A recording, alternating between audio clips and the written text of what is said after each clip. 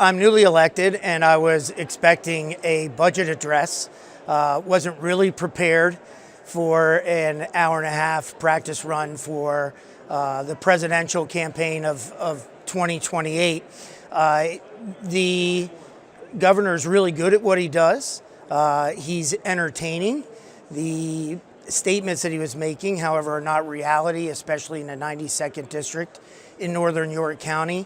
He talked about more teachers because of him, took credit for that.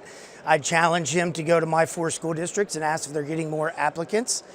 He took credit for more VOTEC students. And I'd ask him to go talk to the schools and see if the waiting lists for VOTEC are smaller now than they were 3 years ago. He talked about lowering or controlling costs for colleges.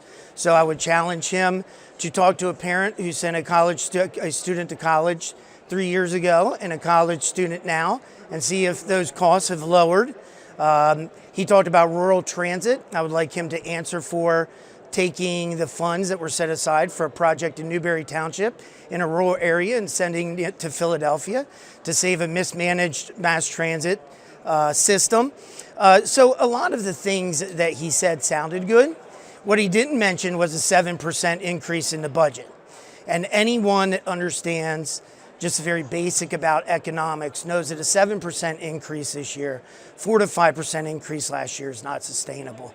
The only way he's going to pay for that is to raise taxes, even though he promised to lower taxes. He's going to take from the rainy day fund. He's going to take from the surplus. So I looked at the speech and thought, you know what, it sounds good, but it's not reality.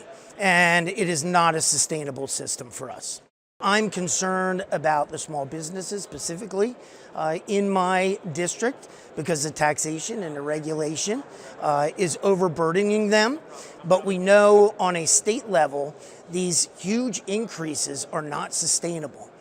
Just like a family that's preparing their budget, they know they can't increase their budget by 5%, then 7%, then 6%. And so I'm really worried about the future. I've been a teacher for 27 years. I'm really worried about the opportunities for those students. My daughter and my son-in-law are perfect examples. He talked about all the people staying and coming to Pennsylvania. They just moved to Tennessee a year ago. And the reason they moved to Tennessee was because of the economic opportunity that's there. So I'm really worried about specifically the future and the opportunities for Pennsylvanians.